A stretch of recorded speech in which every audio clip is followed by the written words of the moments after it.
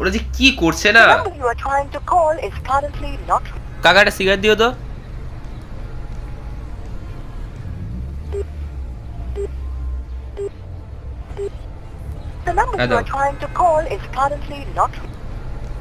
আরে কাকা কি করছো? আরে যে পুজো না দিয়ে কিছু খাওয়া যাবে না, তুমি সিগারেটটা দাও আর আমার খাতা লিখে নিও।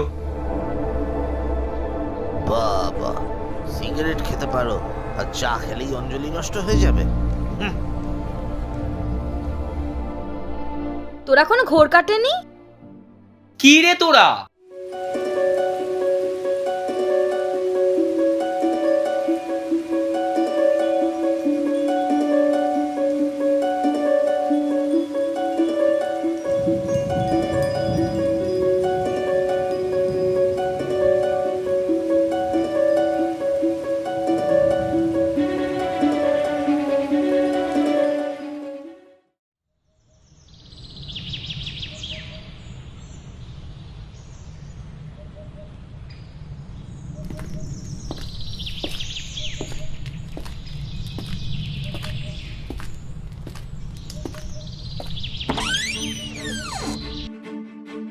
খোলা? আবে দাঁড়া না, এত চিৎকার করার কি আছে? চ।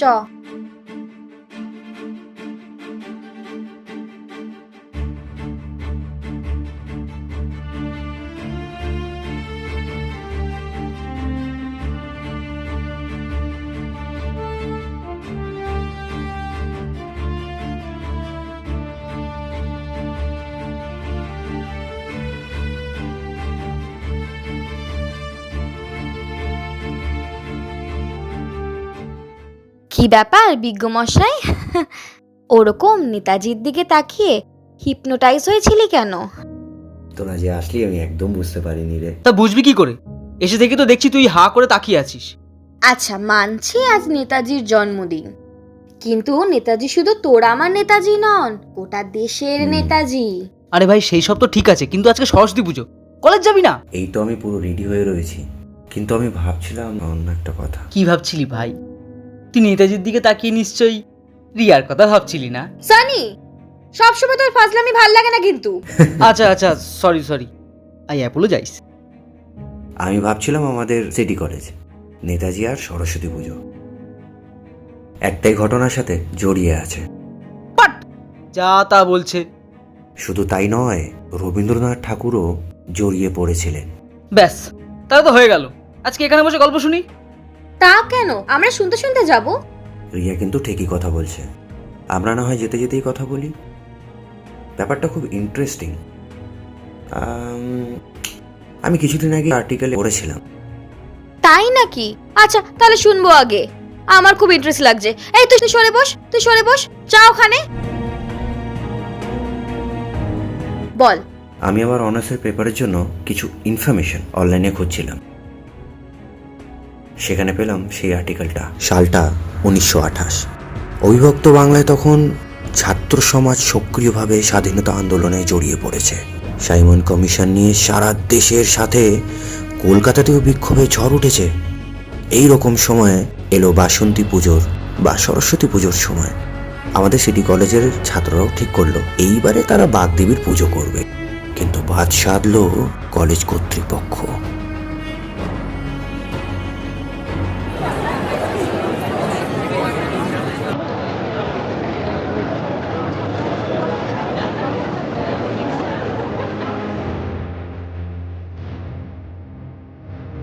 তাহলে পাঞ্জাবি? হ্যাঁ হ্যাঁ পাঞ্জাবি। হচ্ছে না, কি হইতেছে না? কলেজ ম্যানেজমেন্ট রাজি হচ্ছে না।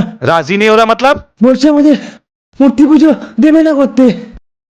চল তো ব্যাপারখান দেখে আসি। ঠিক বলেছিস, চল দেখে আসি। চল তো। चल विकास, वहाँ पे कौन कौन है रे? stop.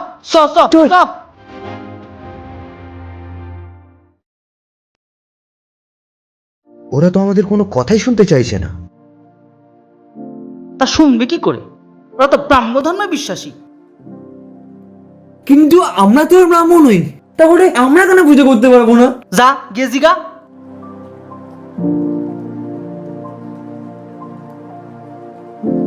वंदे এই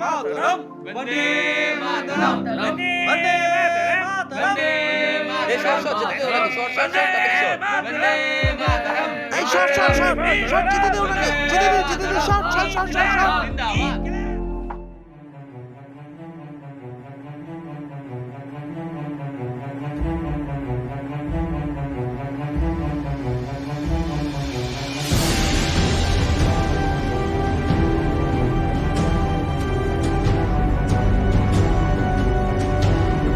আর ভাল লাগতেছে না।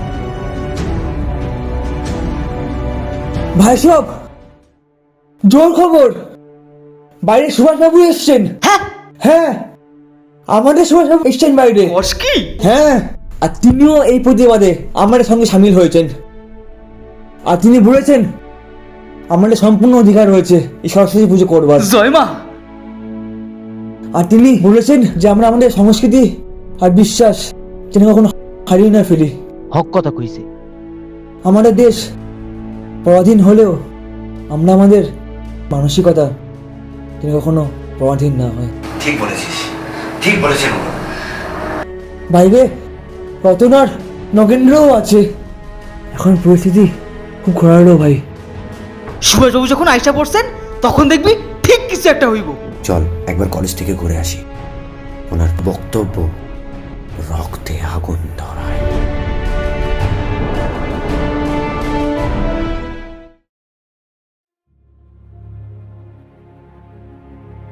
শুনছস?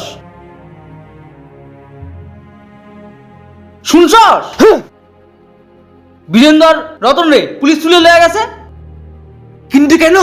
আরে আমাদের এইবারের পুজোতে জাতীয়তাবাদী গান আর জাতীয় আন্দোলনের উপর বিতর্ক সভা হওয়ার কথা হয়েছিল। শেষ মিটিংও তাই কথা হয়েছিল। পুলিশ মনে হয় কোনোভাবে জেনে গিয়ে আমাদের পুজো পণ্ড করার জন্য কর্তৃপক্ষকে চাপ দিয়ে এইসব বলাচ্ছে। কিন্তু সুভাষবাবু আছেন আমাদের লিগকা, জল অনেক দূর করাবো দেখোস। আর কবিগুরু রবীন্দ্রনাথ ঠাকুর তো আন্দোলনকারী ছাত্রদের পাশে দাঁড়াইছেন। তিনিও কইছেন যখন আইন রক্ষককারীরাই মানবিকতা ভুলে যায় তখন জাতির ভবিষ্যৎ বিপন্ন হয়ে ওঠে। ভেবে দেখ, একদিকে সাইমন কমিশনকে নিয়ে পুরো দেশ উত্তাল, আর ঠিক সেই সময় কলেজের রঙ্গমঞ্চতে ঘটেছে এক ঘটনা। স্বয়ং নেতাজি আমাদের কলেজে এসেছেন। সত্যি এত কিছু যে ঘটে গেল আমরা জানতামই না। দারুণ থ্রিলিং ব্যাপার কিন্তু। কি রে সানি, তোরা কোনো ঘোর কাটেনি? কি রে তোরা আমাকে কলেজের সামনে অপেক্ষা করতে বলে নিজেরা বসে বসে আড্ডা মারছিস ঘরের মধ্যে? সরি ভাই, শোন অনেক দেরি হয়ে গেছে, তাড়াতাড়ি চল। এই চলে সব বলো সরস্বতী মাইকি জয় চ জয়। চ তাড়াতাড়ি চ।